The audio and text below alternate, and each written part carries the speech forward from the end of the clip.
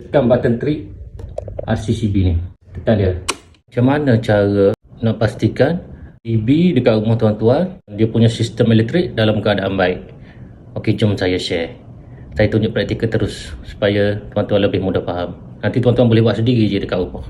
Contoh DB dekat rumah tuan-tuan. Jadi tuan-tuan buka je dia punya DB ni.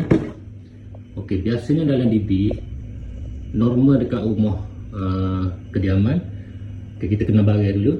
Okey, yang ni nama dia main switch. Okey, yang ni yang ada button trip ni nama dia RCCB. Sama juga yang ni nama dia RCCB. Okay, yang satu-satu ni nama dia MCB. Yang ni pun atas ni satu-satu ni nama dia MCB. Okey, yang ni nama dia RCBO. Okey, untuk tuan-tuan cek sendiri dekat rumah tuan-tuan. Jadi cara dia, okay, first kali tuan-tuan off je MCB ni satu-satu untuk kita pastikan dia tidak jam lah. Okay, kita off MCB. Okay, off juga yang ni, yang satu-satu ni. Okay, bila tuan-tuan buat gini, pastikan dia tak kerah ha? Maknanya bila kita off dia, okay, dia tidak berada di tengah macam tu. Ni cantik lah, boleh dia turun habis kan.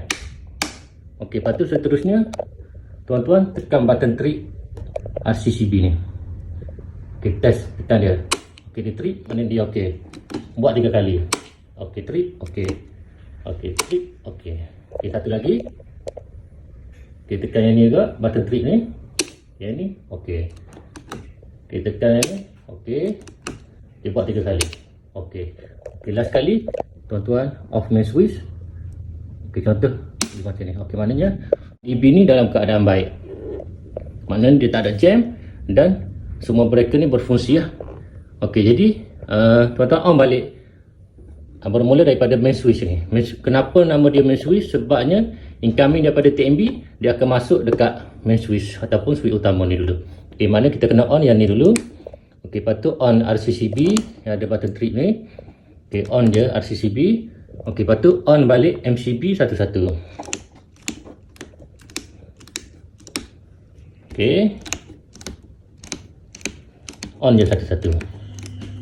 Maknanya kalau dia tak jam, InsyaAllah sistem elektrik dekat rumah tuan-tuan dalam keadaan baik dan selamat. Okey, jadi saya sarankan tuan-tuan cek DB dekat rumah tuan-tuan paling kurang 1 bulan sekali lah. Kalau tengok dekat sini pun dia tulis push button to trip test monthly.